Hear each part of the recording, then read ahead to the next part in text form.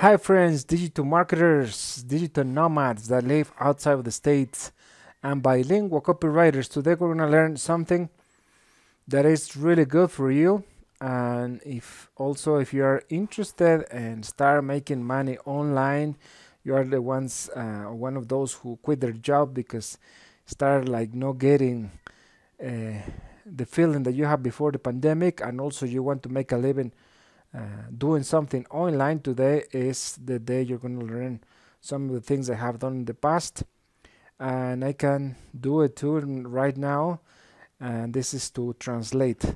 By the translation, there's several types of translations, but the translation we're going to talk about today is about advertisement translations.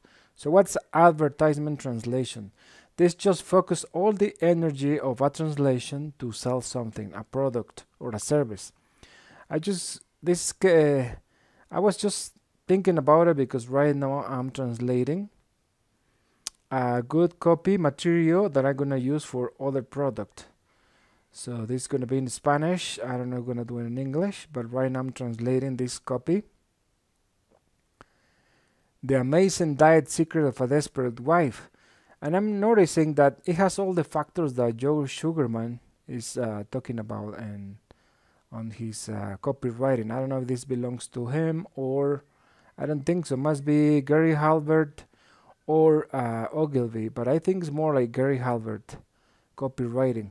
So this is just to show an example that sometimes some companies they look for somebody that translate advertisement, and this happens because they need, they start opening maybe a new market in a new language, so there's a need for somebody to translate it and then put it in the TV, in the radio, maybe in magazines or in the internet. So that's why it's so important this part of the translation. And this is different to just translate a book, maybe a medical, or maybe I don't know, instructions from a computer or something. This is totally different because the purpose of this is to sell, is to attract customers. And sad to say, it's just terrible sometimes when you send to these companies. For example, you're in the States and they say, I need a company. And then sometimes in the company, they have this Latin person that was born in the States, that maybe his parents, they're Mexican, so he knows, he has some knowledge of Spanish. He thinks he's bilingual, but they're not. So that's the case in every country I've been in. I just let me tell you, in China, we used to go with my wife. She's American, I'm Mexican, and we used to work in China for this company that we have to do like, we have to read, we have to translate things, we have to do a lot of things. But they like my voice for Spanish, but they don't like it for English. I don't know why. And my wife, she has really good voice. She has this mix between Pennsylvania and North Carolina accent, but it's really, really clear and really strong. So they use it a lot for for translation. For Spanish, I had to do things for several companies, like Chinese companies in Africa and in several countries that speak Spanish, or for Europe or for Latin America. So also I made this Higer, those big buses, like transportation buses or school buses. The name is Higer. Higer takes you higher. So I have to do a lot of translation. Not translation, it was just reading, for advertisement purposes. But what I realized is how bad these companies in China, because they have the same, they have these kids that they just finish university, or maybe they study the university in the States, which is really good, but their English wasn't that great, and no, and the advertisement it failed a lot. So I had the opportunity to correct. I have this piece of copy that somebody translated from Chinese to Spanish, but was terrible, terrible, horrible. And I started moving things, and they say, no, no, you shouldn't move things, because this was sent to a company that they this advertising translation. That is when I know that it has a name, this thing. And it's a copyright that you shouldn't move. But they say, it doesn't make any sense in Spanish. They're translating, Chinese idioms to Spanish. For example, in Chinese they have one idiom that is mama hoo. And the meaning of this is horse, horse, tiger, tiger. Means like sloppy, means so-so, means no good, not good enough. So when you translate from one language to another, for example, if you translate, this is horse, horse, tiger, tiger. Doesn't make any sense. And then this company start moving a lot, and sometimes they gotta mad at me. But sometimes I have to say, if you don't let me correct it, I'm not gonna read it. And it's when they get mad, and they ask me, why I'm gonna pay you, doesn't matter, why you have to. It's because it doesn't make any sense. It's not gonna bring any benefit to this Chinese company that these kids in China, that their major maybe is Spanish or English, and they start translating into English, and they think they know English, but they don't know.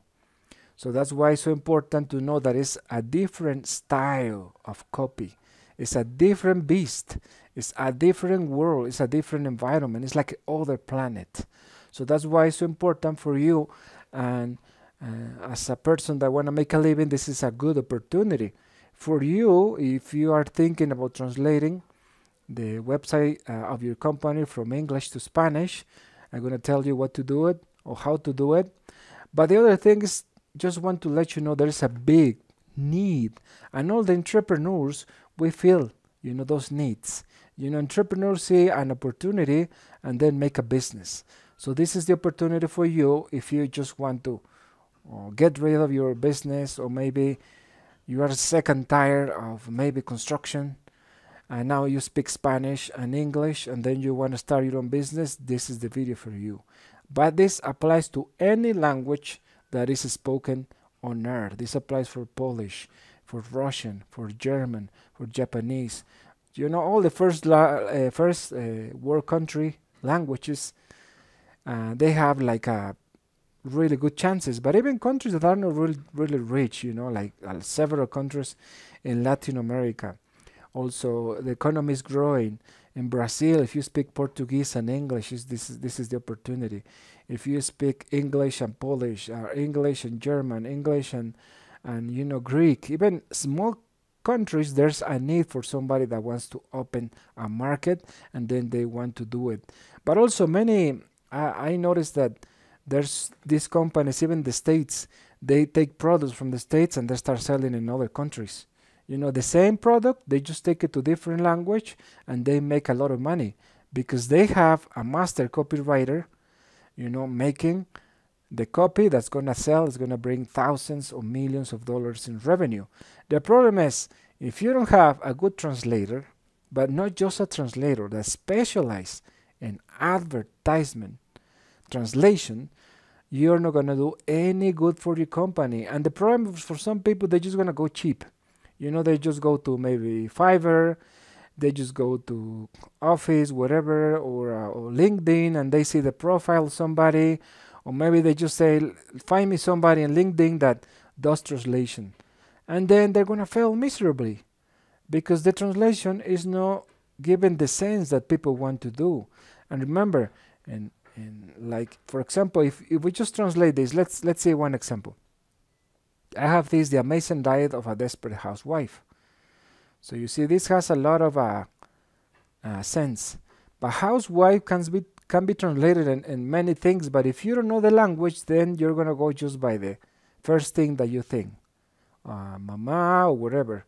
So here I'm started translating, and this is just the rough. It's not even, corrected. This is the way you start. You don't go fixing nothing until you finish. You finish doing the translation, and then at the end you start going through the proofreading.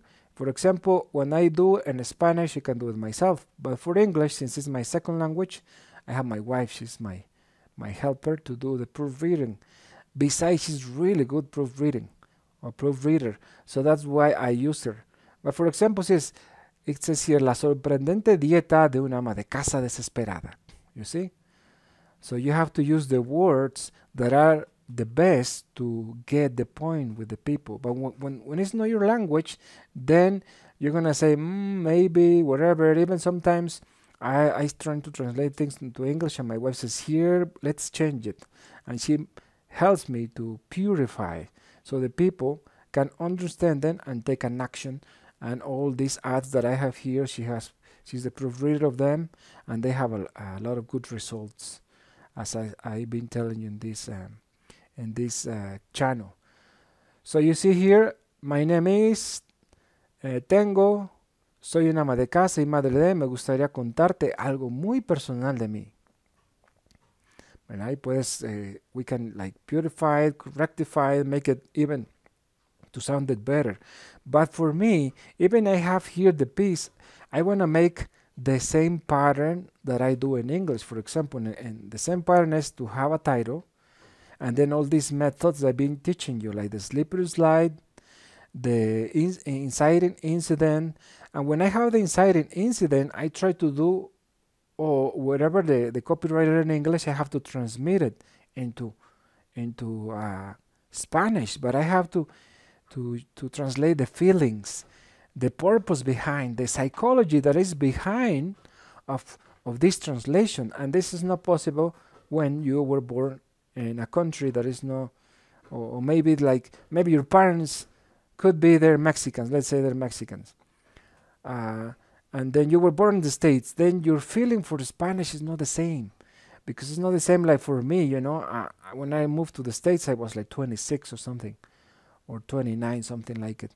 And then I went to school, I read a lot. I have my foundation in marketing. I read a lot of books of marketing, and then little by little start transferring all that experience and start reading copywriting, start getting better my English, my reading, my understanding, and then start getting all these idioms that you can get online, a lot of things. And I'm going to show you some of the tools that I use when I'm translating.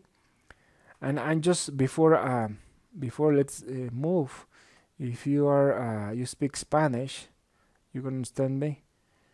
And here, this is the part that when it's getting better, he's talking about the story of this woman that has this problem with weight. She's been through everything. So you have to twist feelings, but then to accomplish that, you have to use the best words that you can find in the Spanish language. But the other thing, you have to do it according to the country. But even if it's for all Latin America, you have to choose the best words so you can reach the hearts of the customers when you are translating. So it's not just like translating word by word, but you have to transfer the feeling. Even sometimes some sentences I have to change them completely. Even if you try to use Google Translate, it's not gonna be the same, because there's some sentences that they're not gonna make any sense. Like for example, I'm gonna give you some examples. So I just find here an example. I'm gonna make it bigger. But even if I make it bigger, it's just a picture, it's not a PDF. But it says here, it had happened many times before. But somehow this time it seemed like the last straw. So you see, if I just want to translate this literally, I'm gonna say the last pajilla, the last paja, la última paja.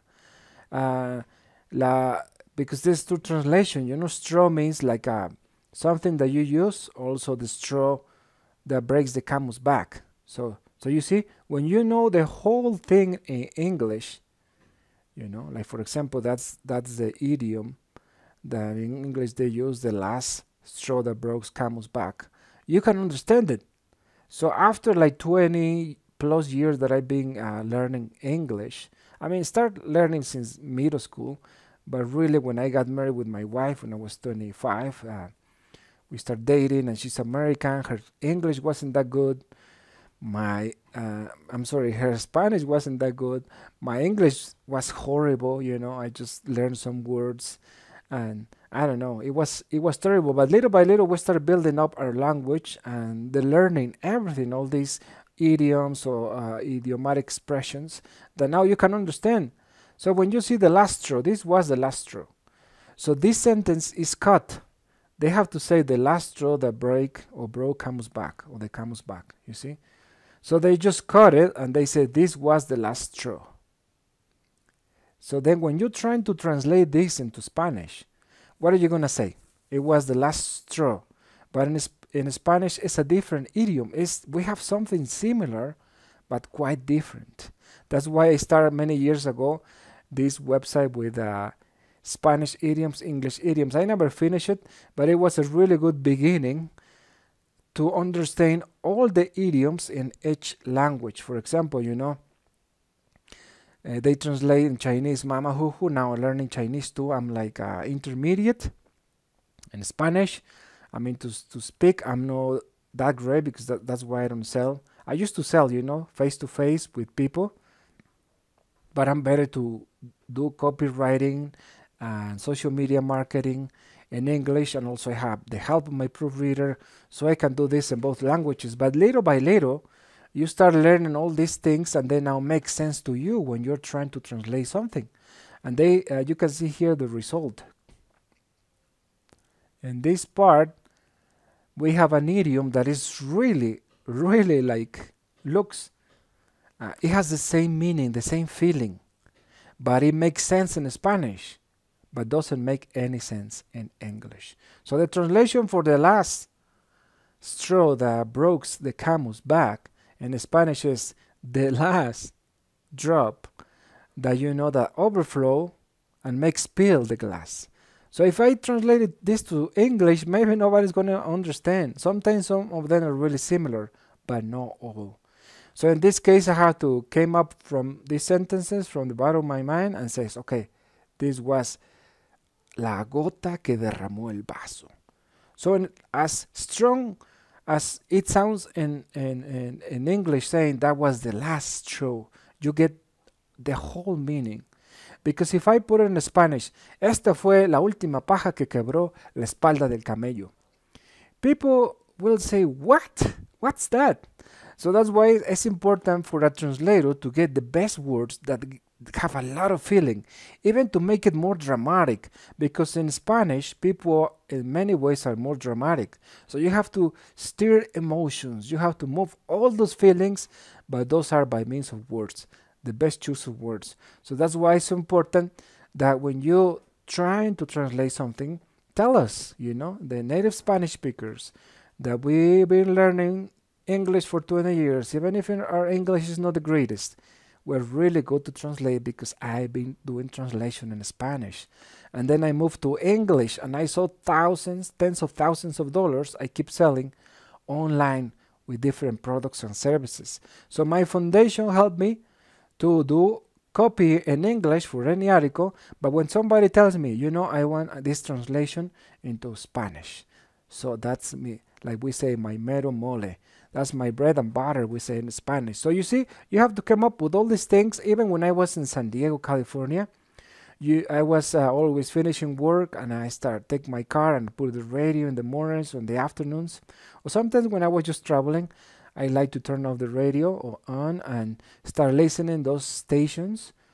But all of them, they have this kind of, lousy translators. Because they translate these things into Spanish, but sounds horrible. And unless you're American and speak Spanish, you will know what they're trying to say. But if you're just a regular person that is living there and never went to school in Spanish, English or nothing, you're not going to be able to understand. So you see, like for example, one time I was hearing about Verizon commercial in the radio. And they're talking about a window of 3 days, and that means they have the opportunity to go in your house between those 3 days or 24 hours window. But when you say in Spanish, te lo traemos en una ventana de 24 horas, doesn't make any sense.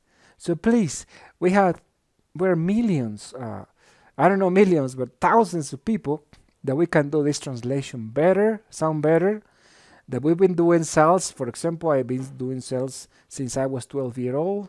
I did, sales. I sold tours in Spanish. and when I live in Cancun or close to Cancun, we did sales in Spanish and English. So we're people that we have the experience. So don't just go for anyone that says, I know this kid that his parents are Chinese and he knows all the Chinese. That's not true. When you're in America, you're ABC, American born Chinese, or ABM or Baby K, American born Korean. So these kids, they're Americans and they happen to learn a language that is not theirs anymore. It's not even their first language, even though they were born and their parents start speaking Chinese, English, Korean. So we are professionals and we have experience. For example, in my case, I did one for a Chinese website. Just let me show you fast.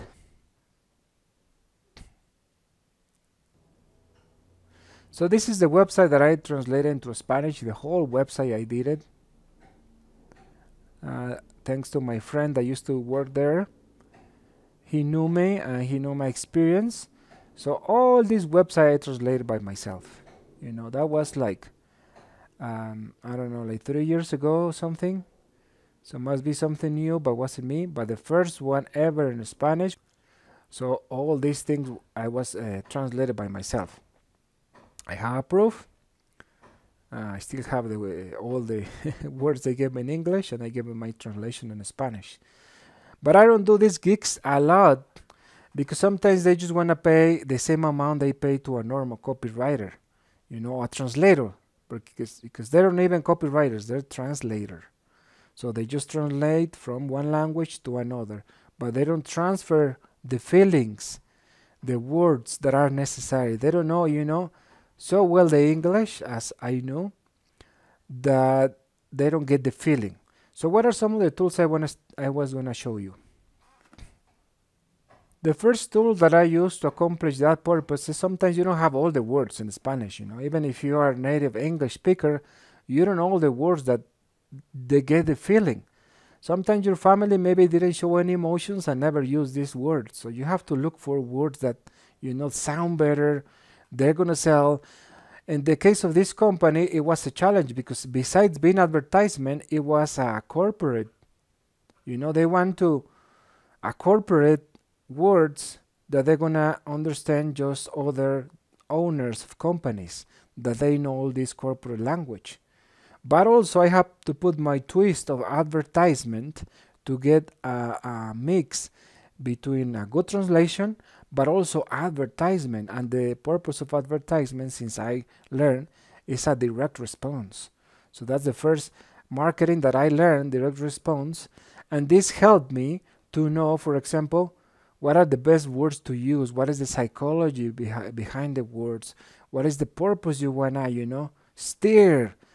You want to steer emotions. You have to use like you know, modulation. Even when you're writing, you can use modulation by means of different things. The only thing I didn't do here, it was using, like sometimes we do an advertisement for when we wanna buy something, is to use more subtitles.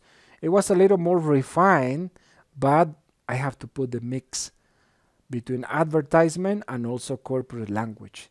And they were really happy with my work and they give me a good review in LinkedIn. So that's why it's so important. And I use this website, you can use it. So this is one of the tools that I use to translate the website, because sometimes I wanted to give more power, you know, more punch to the words.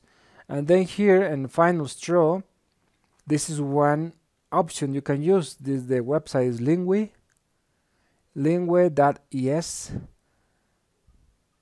So this website, Lingue, helped me to use. And the best things here is they use also a lot of synonyms. And these synonyms or synonymous, they can help you to find the best word. For example, here the expression in English is the final straw. Yes. So, and then in Spanish, if I see final straw and I just want to translate it, I'm going to say, well, the last punch. And then it's not the same, but it says here, the golpe decisivo. So this is talking about that, like in the box, you give the one that's going to knock out your opponent. So that's why it's so important to get the best things from this website. Also look for all the synonyms or synonymous in Spanish. So you can put in Spanish sinónimo de, and then you're going to get all the synonyms of different words, and then you can choose which one is the best. The good thing about this website, it has a lot of it brings from the whole web, all the blogs in the whole World Wide Web, the best translation. And then you can pick each one of these sentences, and you have to use the best one for your product or services. So that's why it's so important for your company, in the case you're watching this video with that purpose, to know what is the best way to translate, or what's the best company. You have to show these results and tell the people, are you translator native speakers of Spanish, if it's in Spanish? If they say, no, we have these kids that are bilingual, the parents, no, I don't want those things. You see, we respect our friends that are Latin in the United States, but they lack this feeling. But also, even if your Spanish is pretty good, and then you want to beautify the copy, just go to this website and then see which paragraph, which part of this blog, it has the best word that you can use. So see, for example, here this is the final straw vote, and they translated la última votación. The final straw, for example, here the final straw, they say el último empujón. So I will use this one because this makes more sense to say el último empujón, the last straw. So this the same meaning in different language. So if you are gonna do this for a living, if you maybe you're a, I don't know, native speaker of one language and you speak other because your parents or you learn in the school, this is the opportunity also that you have to use all these sentences to give more flavor. And in the case of me, for example, all that I learn is in English. For example, here I download this one from Pinterest, and now I'm learning from this master copywriter, Gary Halbert. But as you can see here, all these words, they're stirring emotions. But if you don't translate in the right way, it's going to lose the sense completely. It's going to be a horrible translation. And then it's going to just make you to lose sales. People don't see you professional. They're going to think you went to Google Translate and translate it. And that's a cheap translation. That's never, ever, forever. Google Translate is going to translate as good as a human being. It's something that computers can't accomplish yet. Maybe another 1,000 years. But the problem with the Spanish and English keeps changing. And it's really difficult for a translation that somebody upload on Google 5 years ago that has the same power right now. So that's why these are tools that I'm showing you. So just last, I was gonna show you where to get some gigs. But as you can see, for example, advertising translation, there's no many people doing this one, and the one that is doing it is just doing good, and the other ones, they don't even have a job. So where can you do it? If you do it from Spanish to English or English to Spanish, you can do it here. Just you have to, but even here, advertising translation, they don't even have it. But if you go to Google, you will see a lot of companies trying to do this, because you have to be a copywriter that happens to be bilingual to do the best job. So not just translator, a copywriter that copyrights, advertisement. Because there's a lot of copywriting people that they just, I don't know, they do a lot of things, but they don't do nothing to do with advertisement or marketing or business or products or services. I've been seeing these ads for advertisers or copywriters on LinkedIn that they want a copywriter to write a blog from the company to stimulate people. They just want somebody like Tony Robbins, like a motivator that, do that kind of copywriting. But this is the one that I don't do. I mean, I like a lot self-development, and I do it in Spanish, and I can do it maybe a good translation to Spanish. But my main thing is advertisement. So you can get some gigs here, but even here the word advertising translation doesn't even exist. Because I was trying to do this, and it was just a couple of them, and just one is having money. So you can do it the opposite way. You can do from English or to Spanish, to English, must be a bigger market. Apply. You see, you couldn't even find those things. So there's no a market for this one. So the entrepreneurs, they have to do it now on Google. Have a website. You know how to translate from one language to another. Just do it, because there's a huge opportunity to do these things. And also, if you don't find it here, the best thing is start your own YouTube channel. Start like your blog online and start doing it. But the best way to do it is go to LinkedIn.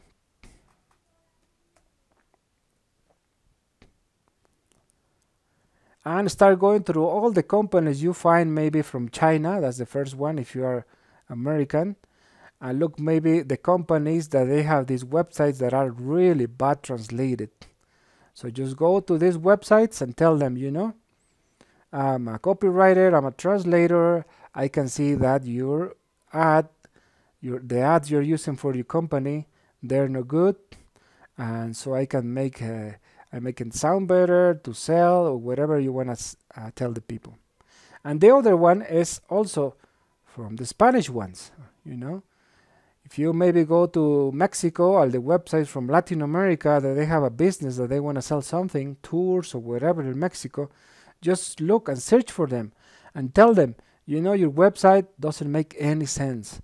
Let me help you to correct it. And I have this proof that I can do these things. And then you start making money and start having your, I don't know, your gig. You can be maybe a digital nomad like me right now in Mexico.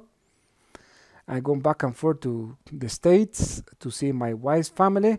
But right now, even though I'm a American citizen, I don't live there because I know everyone can live from sales and marketing and also from translation that has to do with advertising translation. So I think this is it for today. If you want to know more, just ask me any questions. If you want a video about something, let me know and I will upload it. This is Frank Medina, Latin Marketers. See you in the next video.